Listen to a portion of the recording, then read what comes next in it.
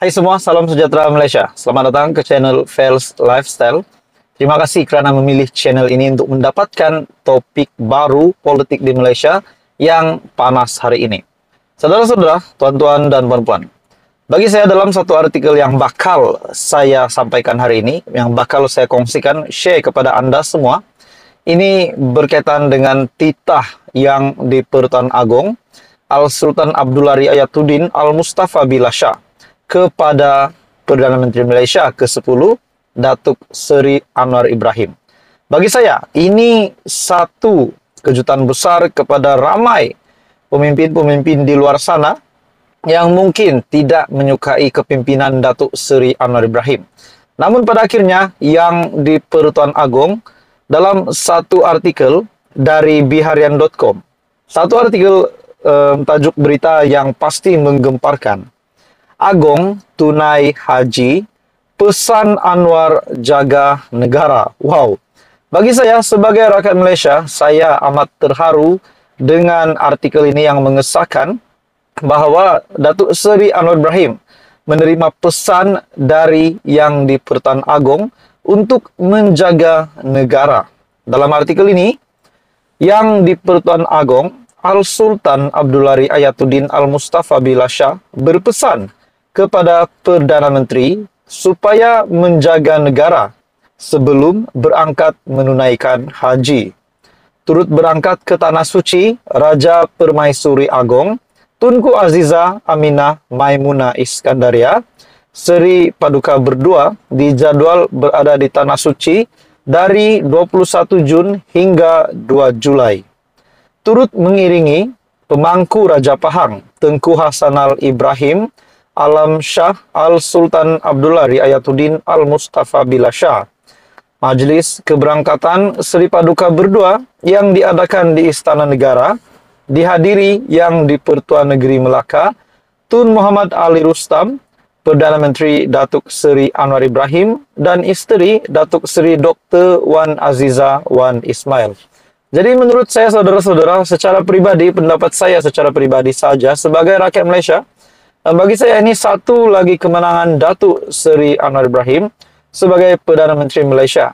Walaupun dalam kenyataan yang simpel ini, dalam artikel yang simpel kita baca bahawa Agong tunai janji, pesan Anwar jaga negara, bagi saya itu satu artikel yang pasti menarik dan pasti mengharukan ramai rakyat Malaysia. Pada majlis itu, Mufti Wilayah Persekutuan Datuk Prof. Madya Dr. Lukman Abdullah memimpin bacaan doa.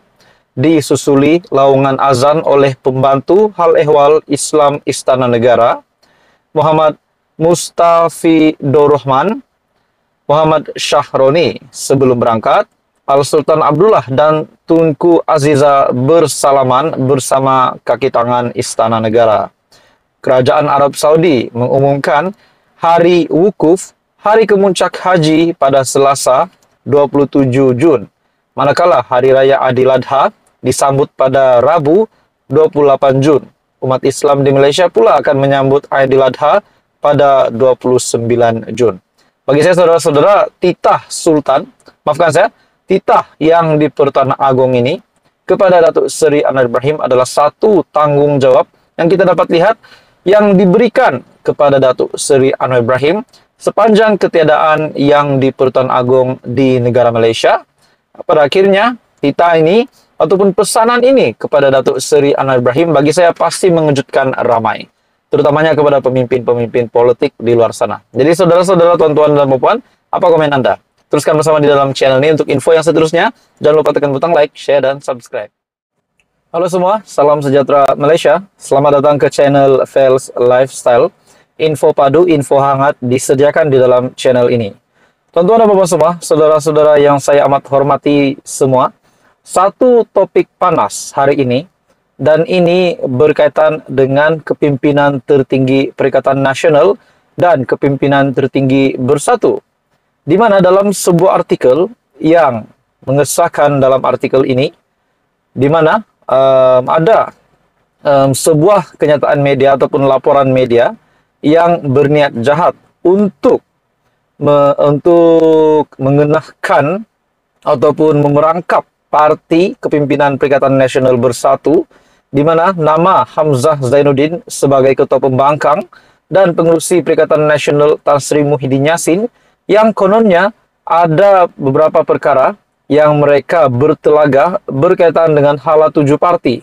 Nah, akhirnya saudara-saudara, dalam artikel ini pendedahan cerita yang mengejutkan, di mana dalam satu artikel dari biharian.com, spekulasi perselisihan Muhyiddin, Hamzah adalah laporan berniat jahat menjelang pilihan raya negeri.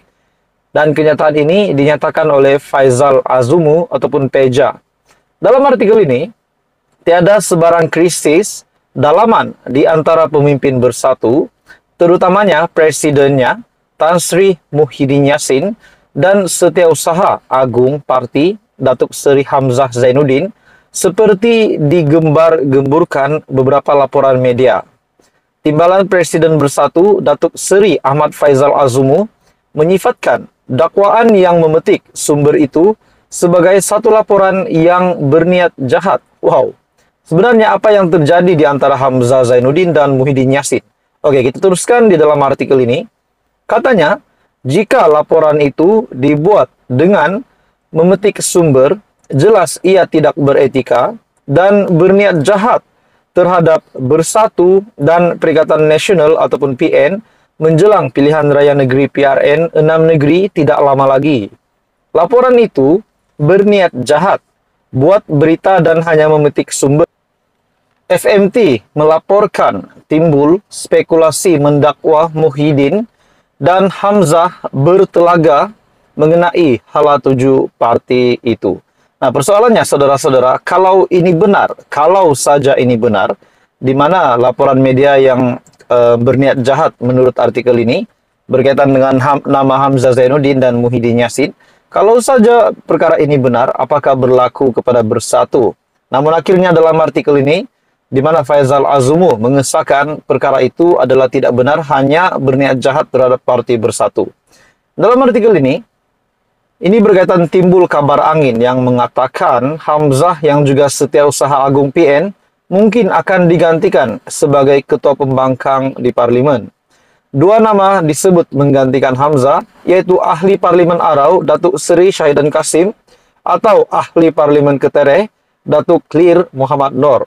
Mengulas isu yang sama, Ketua Penerangan Bersatu Datuk Razali Idris berkata, spekulasi itu adalah cubaan pihak tertentu yang sengaja dicetuskan menjelang pilihan raya negeri di 6 negeri untuk memburukkan Bersatu dan PN. Adakah dalam artikel ini yang menyebut nama, dua nama yang disebut menggantikan Hamzah, yaitu Ahli Parlimen Arau Datuk Seri Syahidan Kasim atau Ahli Parlimen Ketereh Datuk Clear Muhammad Noor?